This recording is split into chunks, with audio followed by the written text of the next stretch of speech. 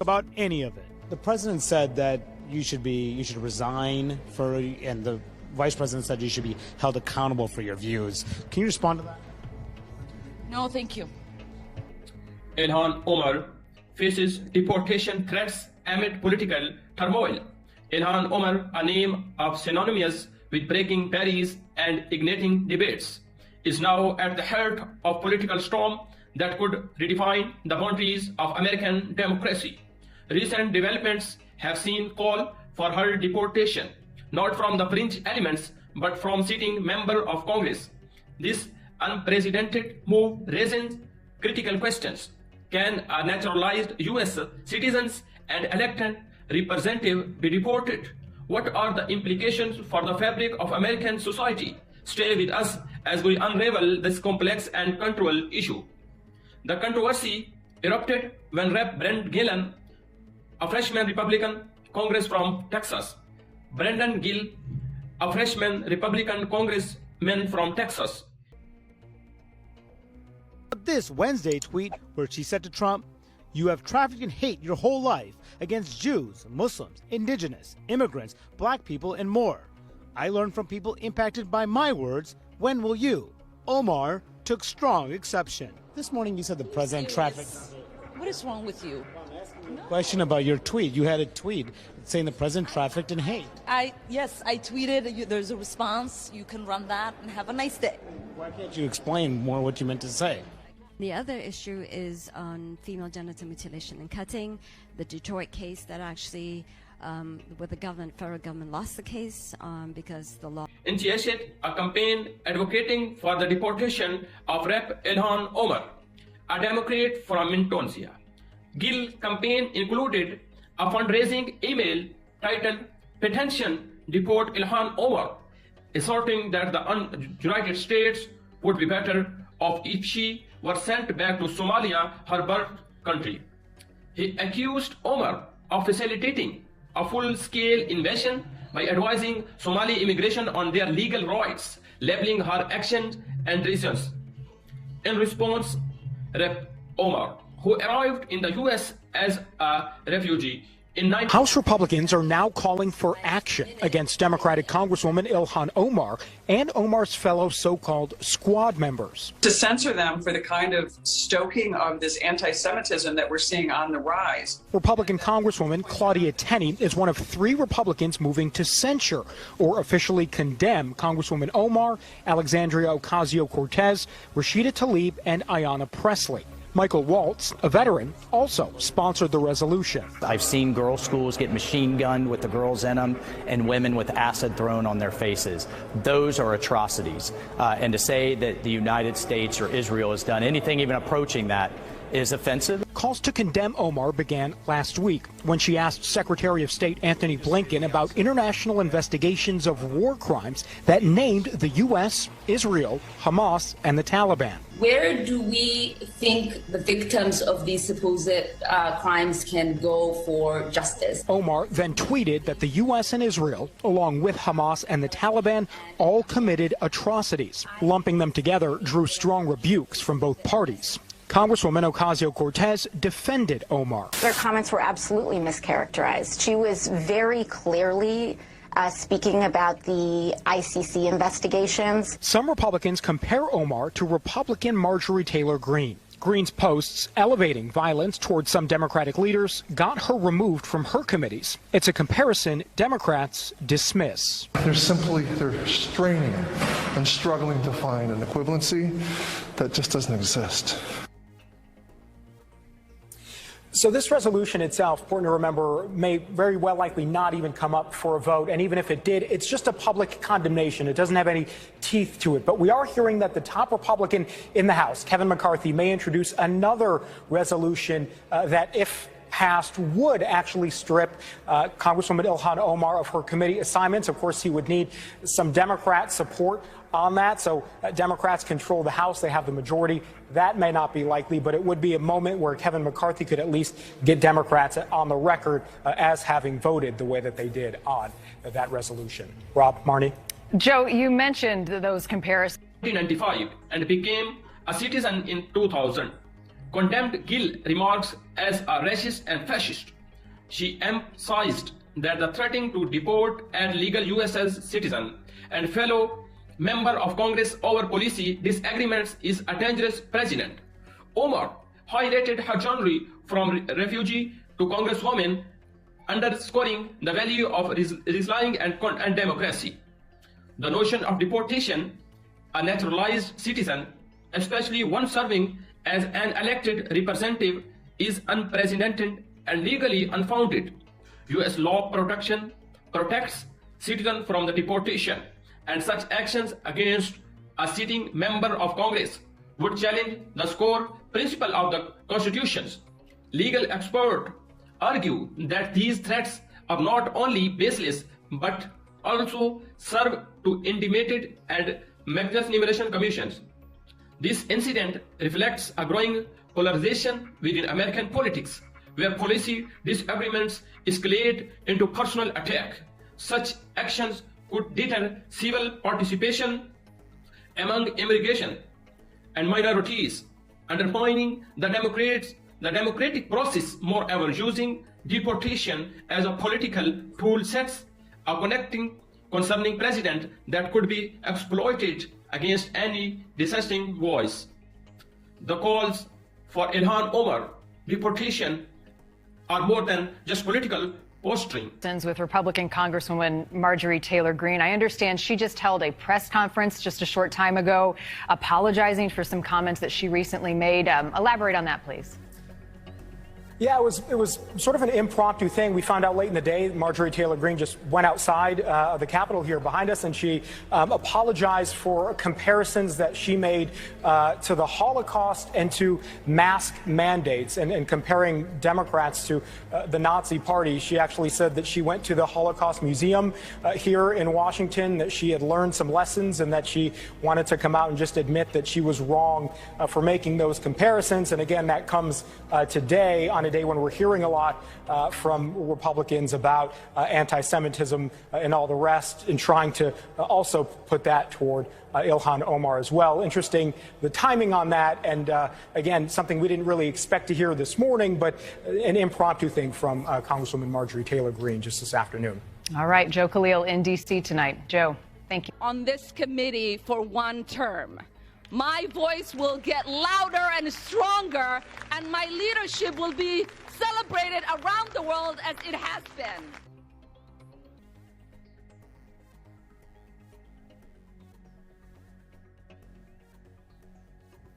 Today's resolution, as it relates to Representative Omar, details 6 statements she made as a sitting member of Congress that, under the totality of the circumstances, disqualify her from serving on the Committee on Foreign Affairs.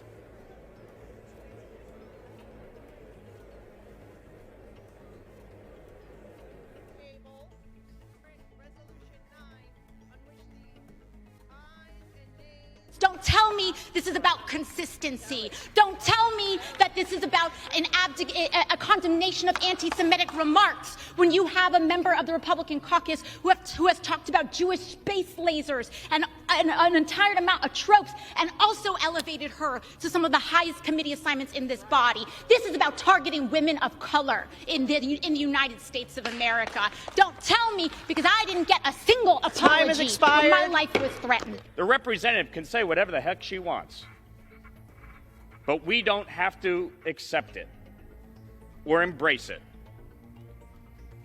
Individuals who hold such hateful views should rightly be barred from that type of committee.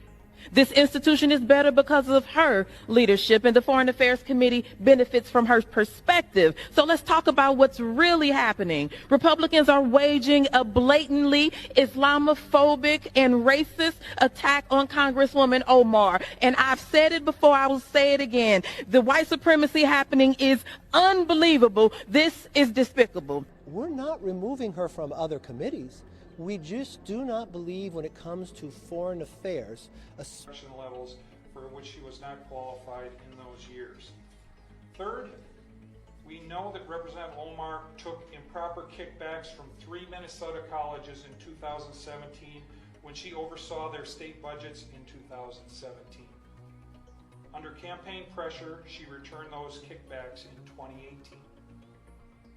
It is worth checking to see if she reported the kickbacks as income in 2017 or deducted the paybacks as expenses in 2018. 5 grounds for an investigation include corruption in public office and tax evasions on grounds of illegal filing status, improper deductions, concealed income from kickbacks, and improper claims for expenses.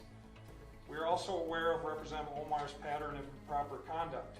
She has been fined by the Campaign Finance Board for diverting campaign funds for an unpermitted political trip to Orlando. She has been directed to pay back her expenses for uncovered political trips to Boston, New York, Philadelphia, Chicago, Florida, and Washington, D.C. She has been punished for conversion of campaign funds to pay for personal legal and accounting services. She has flouted laws regarding the filing of her personal financial data in a way that distorted the political campaign process. On June 25th, I asked my Congresswoman Angie Craig to launch an investigation into these improprieties. That went nowhere. She said, do it yourself. So on July 23rd,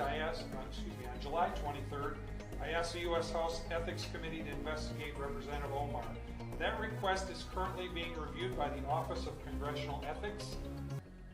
On that same day, I launched OmarTruth.com in an effort to rally Minnesotans and Americans to help bring political pressure to bring about a congressional investigation. After 2 weeks, we have over 44,000 citizens expressing their strong desire to bring about a full investigation, and the list is growing. I will be adding today's request to the facts available on OmarTruth.com. Today, I and 9 other representatives are asking the nonpartisan federal and state tax enforcers to open investigations. We are simply asking them to do their jobs.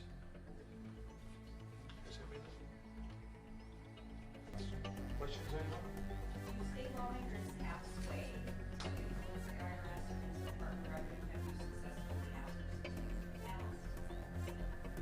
I think certainly there's precedent, and I think it's incumbent upon us, Mary, lawmakers, the media, and others, when they see very clear, blatant violations of our laws, to find every way we can to appeal to the people who can investigate and prosecute those laws. And that's what we're doing here today. How would a state lawmaker investigate special sway or ability to request? You know, I don't think so.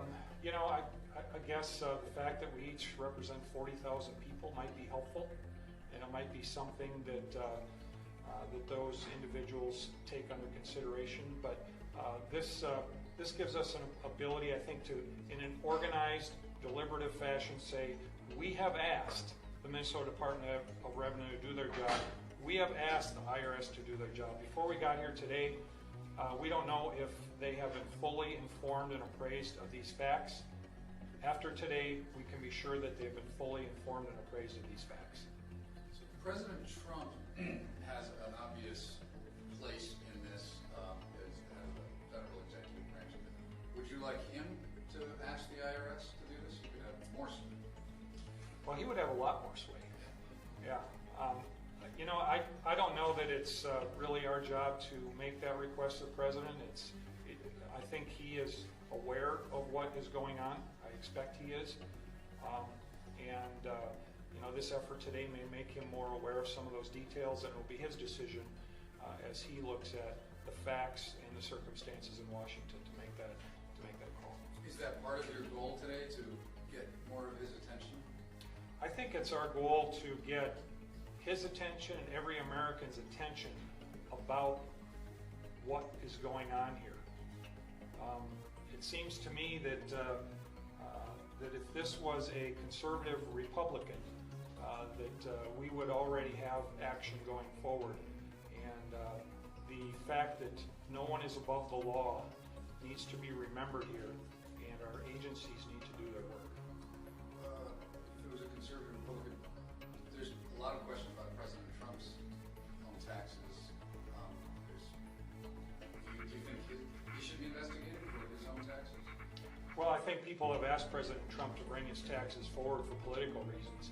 I don't know that there's been anything expressed to show that there's probable cause. I was 20 years old and etc. etc. I'd like to know, will you be able to make a statement against FGM, because that's an issue in Detroit. It would be really powerful if the two Muslim congresswomen, yourself and Rashida, would make a statement on this issue. Your second question is an appalling question, because I always feel like there are bills that we vote on, bills we sponsor, many statements we put out, and then we're in a panel like this, and the question is posed, could you and Rashida do this?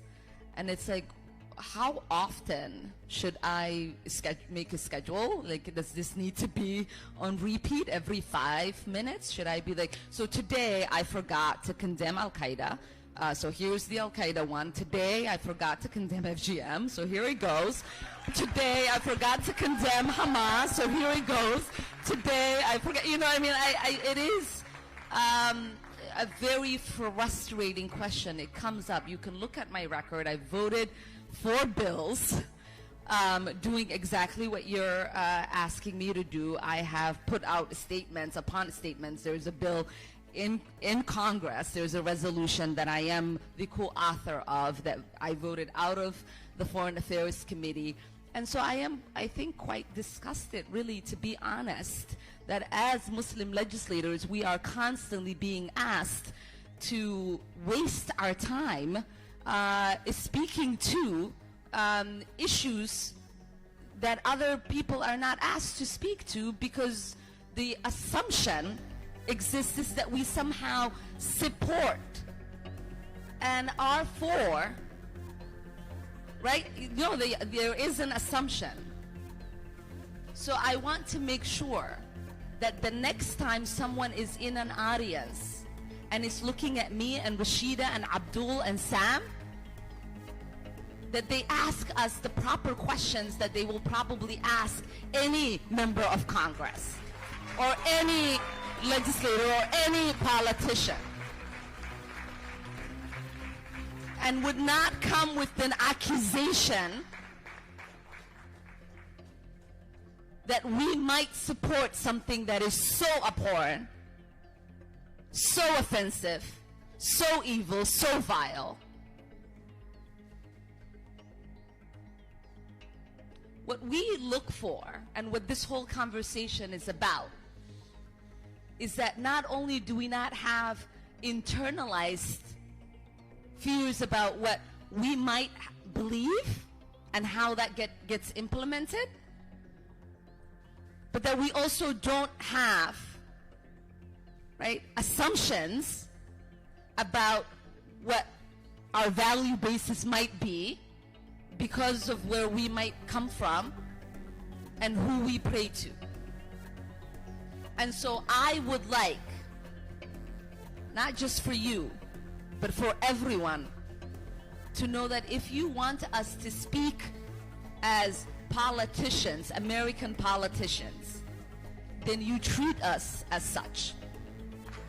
The young lady yields back. Talk about what Representative Omar has said, talking about that, because I think it's important to put this in context.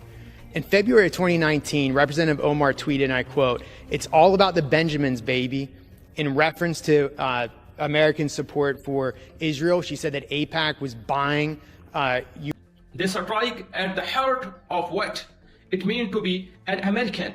This situation challenges us to reflect on our commitment to democratic principle, civil discourse, and the protection of individual rights. As this story unfolds, it serves as a stark reminder of the fragility of the freedom we often take for granted. What are your thoughts on this unprecedented situation? Do you believe political disagreements should lead to such extreme measures? Share your opinion in the comment below. Thanks for watching. Please subscribe my channel.